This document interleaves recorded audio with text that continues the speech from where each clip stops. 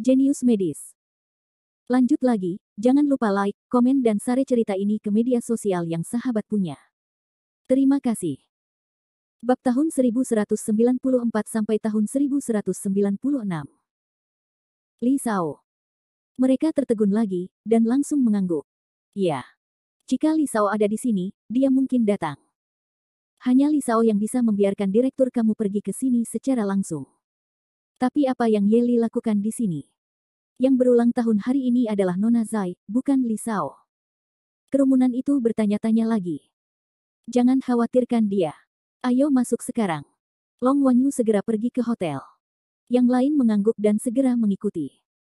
Saat ini, semua orang di keluarga Zai merasa malu. Pada awal alasan untuk pergi, semua diam-diam kembali ke tempat duduk, menatap mata Jericho Lee yang sangat indah.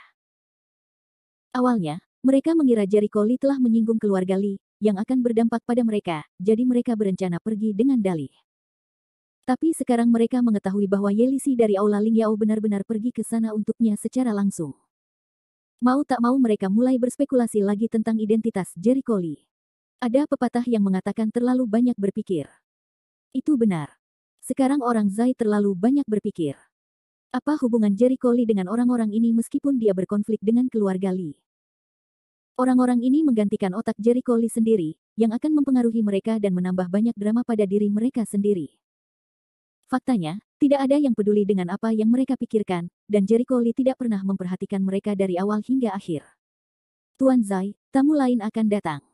Pelayan itu bergegas menuju Zai Suo. Apakah ada yang datang lagi? Zai Suo tertegun sejenak, dan orang-orang di ruangan itu segera melihat ke arah pintu. Kemudian mereka melihat seorang gadis cantik, sehalus peri, berjalan dengan gembira menuju hotel. Temperamennya sangat mulia. Sekilas, dia tahu bahwa dia memiliki identitas yang hebat.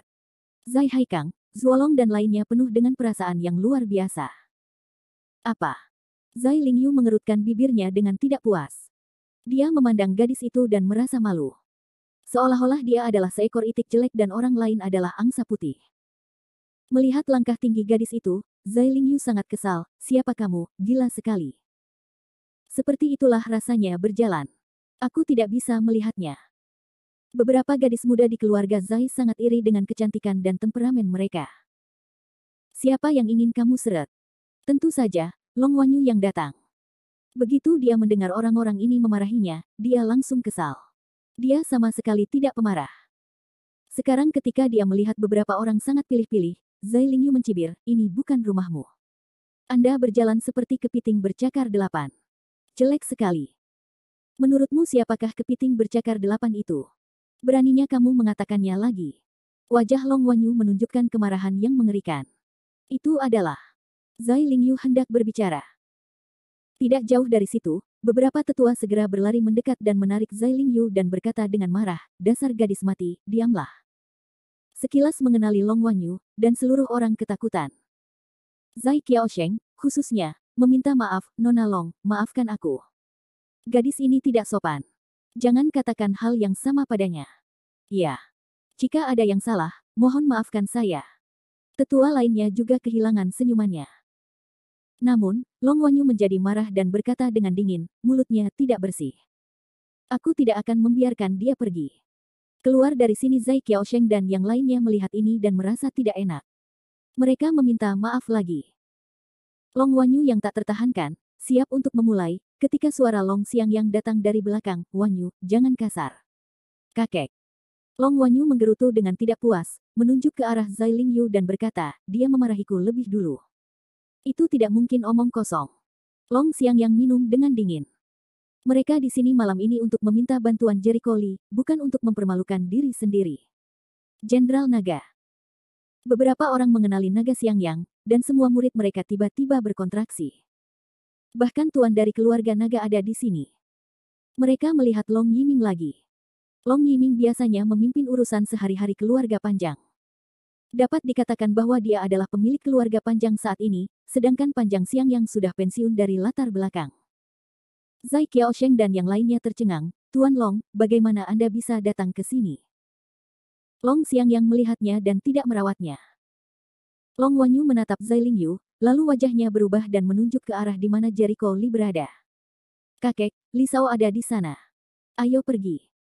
Long Yiming dan yang lainnya segera membantu Long Xiang yang lewat, sementara anggota keluarga Zai yang dikelilingi olehnya menyebar dengan bijak. Mereka tidak berani menghalangi. Jika mereka mengganggu Long Xiangyang, mereka tidak mampu membelinya. Setelah menunggu seseorang lewat, Zai Lingyu mengertakkan gigi dan berseru dengan tidak puas, "Siapa dia? Mengapa dia begitu sombong? Mengapa kamu takut padanya?" Petik 2. Saat berikutnya, kata-kata tetua itu membenarkan tebakannya. Dia adalah putri dari keluarga naga. Long Wanyu. Apakah itu sesuatu yang bisa membuatmu tersinggung? Zai Lingyu membuka tangan kakaknya, membuka mulutnya lebar-lebar dan tampak ketakutan. Apakah dia putri dari keluarga naga? Maksudmu keluarga naga dari keluarga umum, siapa lagi selain mereka? Zai Qiaosheng meliriknya dengan dingin. Zai Lingyu terdiam. Saat itu, dia tidak bisa berkata apa-apa. Meskipun latar belakang keluarganya sangat besar, itu tidak ada apa-apanya dibandingkan dengan keluarga naga, di mana setiap generasi akan menghasilkan seorang jenderal. Semua pria dan wanita muda dari keluarga Zai gemetar karena burung puyuh dan tidak dapat berbicara sama sekali. Tidak ada yang berpikir bahwa emas keluarga naga akan muncul di sini. Zuo lama menggigit giginya dan tidak berani memasang saluran. Jika tebakanku benar, kakek nona lama yang baru saja menelepon adalah Jenderal Panjang, kan? Di sebelahnya adalah ayahnya Long Yiming, saudara laki-lakinya Long Yihao, dan dua kakak laki-laki Nona Long. Ya, Zai Qiaosheng menganggukkan kepalanya dengan penuh penekanan. Dia terkejut dengan kehadiran keluarga naga. Semua tuan dan nyonya muda Zai keluarga haus dan tertelan. Zai Lingyu, khususnya, berada di ambang kehancuran. Dia berkata dengan wajah sedih, "Saya baru saja memarahi Nona Panjang. Jika dia punya dendam, bukankah aku akan habis?" Semua orang di sekitarnya memandangnya dengan mata simpatik, yaitu, "Jika kamu tidak mati, kamu tidak akan mati. Jika kamu tidak mati, kamu tidak akan mati." Harus keluar untuk menyindir orang lain sekarang, bagaimana situasi ini bisa terjadi? Salahkan dirimu sendiri. Zai Haikang terkejut dan bertanya, apa yang dilakukan naga tua itu di sini? Saya tidak tahu, Zai Qiaosheng menggelengkan kepalanya.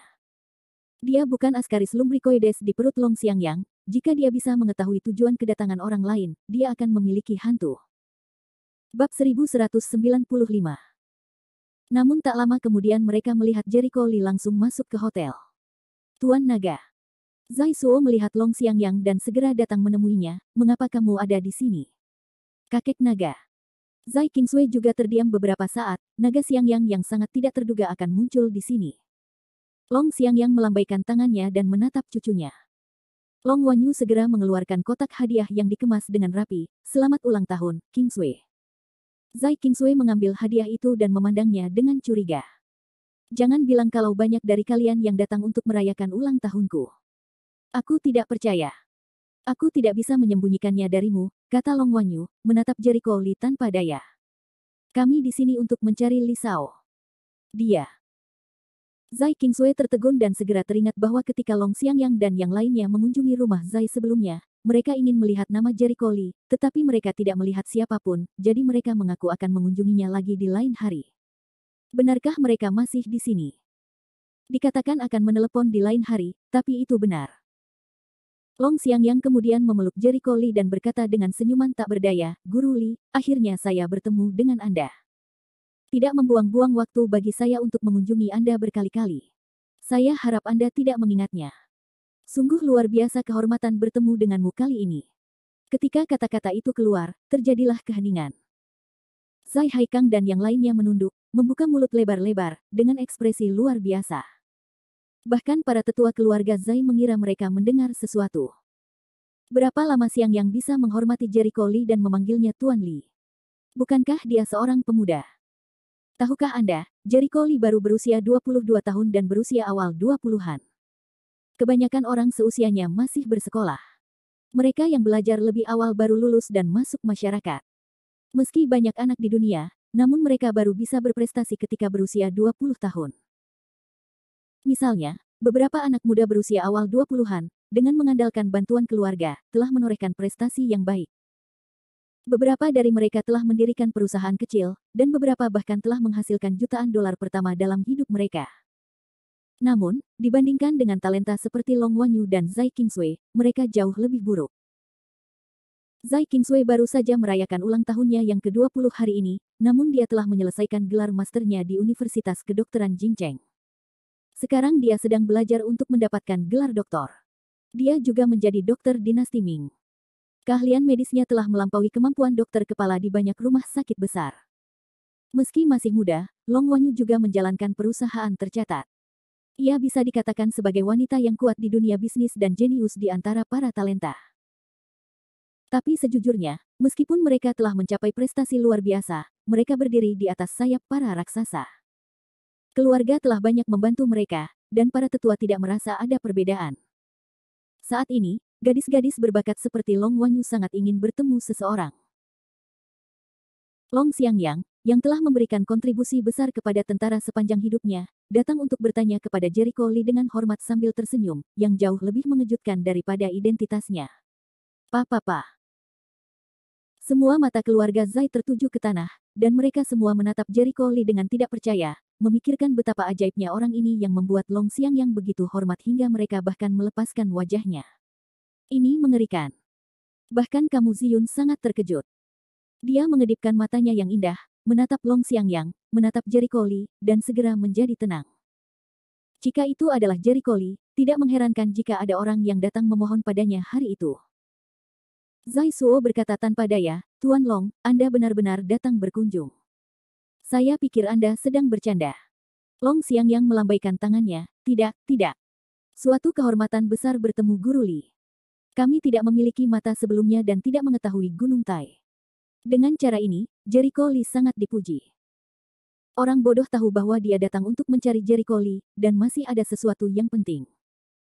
Zai Suo tidak berani mengabaikannya, jadi dia segera memberi isyarat, tolong, Pak Tua, cepat duduk.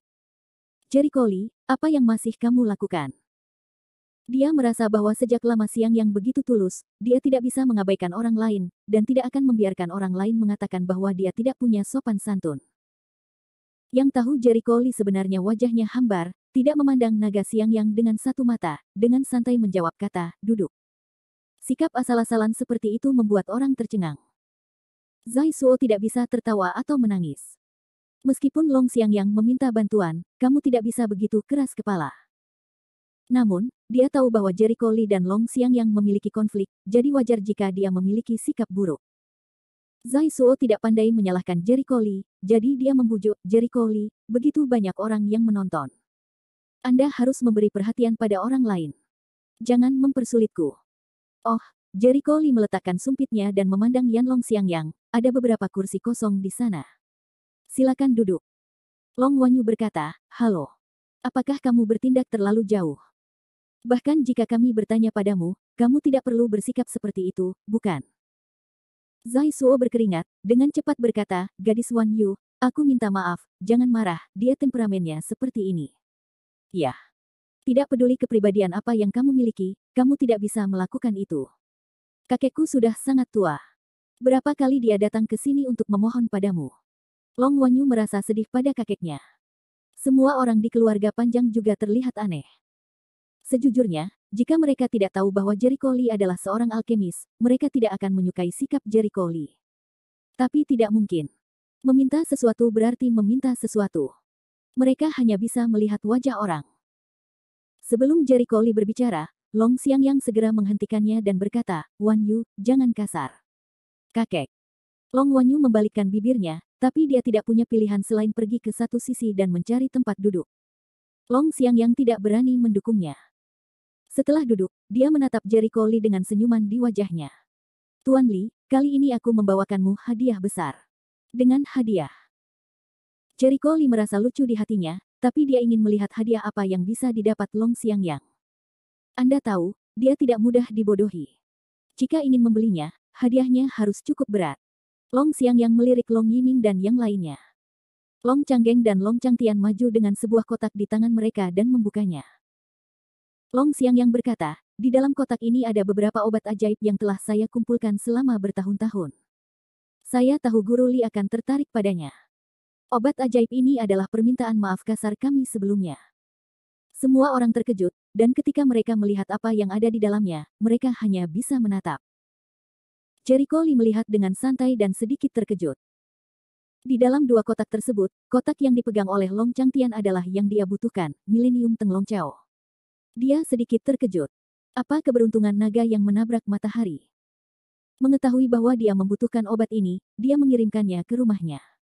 Sedangkan untuk kotak di sebelahnya, isinya relatif umum.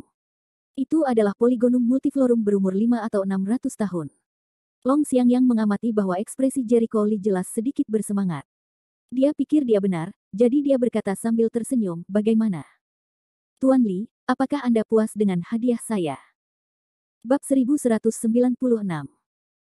Jericho Li memandangnya dan berkata, saya punya hati. Sejujurnya, dia sangat bersemangat. Dia tidak menyangkalnya. Bagaimanapun, 5 ramuan utama yang dia perlukan untuk memurnikan pil Qian Kun Zhao hanyalah yang terakhir, ramuan Millennium Tenglong. Berbeda dengan obat ajaib pada umumnya. Ini adalah ramuan yang sangat beracun. Sebenarnya, obat ini tidak termasuk dalam kategori obat ajaib. Ini sama sekali tidak seperti ginseng milenium. Setelah menua, ia memadatkan kekuatan ajaib langit dan bumi. Itu murni dan dapat digunakan untuk meningkatkan budidaya. Itu tidak mengandung kekuatan supernatural langit dan bumi. Tumbuh di lingkungan yang sangat beracun. Sama seperti kodok emas yang ia kumpulkan sebelumnya, diperlukan cara khusus untuk menggunakannya. Jika tidak, Long Xiangyang menggunakan Qianyan Teng Long Chao sebelumnya, daripada susah payah mencari Qianyan Sui Ganoderma Lucidum dan Qianyan Rensen. Mendengar nada santai dan santai Jericho Li, Long Xiangyang merasa lega dan menunjukkan senyuman, Tuan Li. Jericho Li melambaikan tangannya dan memotongnya. Matanya menyapu orang-orang dari keluarga panjang, dan akhirnya tertuju pada Long Yihao. Setelah beberapa detik, dia berdiri dan berkata, biarkan dia mengikutiku ke belakang hotel. Lihat saja motif mereka. Semua orang di keluarga naga terkejut. Long Xiangyang segera berkata kepada Long Yihao, Yihao, segera pergi ke sana. Bagaimana denganmu, ayah? Long Yihao bertanya. Kami tidak akan mengikuti. Maksud Guru Li jelas membiarkanmu pergi sendiri. Apa yang biasa kami katakan adalah membuat masalah, Long Xiangyang menggelengkan kepalanya. Long Yihao ragu-ragu dan mengangguk, saya mengerti. Dia berbalik untuk pergi, anggota keluarga naga lainnya semuanya menunjukkan ekspresi bersemangat, dan kemudian memblokir di koridor menuju bagian belakang hotel, yang artinya sangat jelas, tidak ada yang diizinkan untuk mengikuti. Beberapa orang di tempat kejadian semuanya menunjukkan ekspresi marah. Awalnya mereka bingung dengan semuanya. Mereka ingin mengetahui apa yang telah dilakukan Jericho Li terhadap keluarga panjang, sehingga Long Xiangyang bisa begitu menghormatinya. Sayangnya mereka hanya ingin mengintip, tetapi mereka terlihat oleh keluarga naga. Ada halaman di belakang hotel. Ruangnya sangat luas. Orang-orang yang menganggur di hotel untuk sementara waktu dibawa pergi oleh Long Xiangyang dan lainnya. Ketika dia sampai di halaman belakang, Long Yihao jelas sedikit terkekang. Dia menggaruk kepalanya dan menatap Jericho Li, Tuan Li.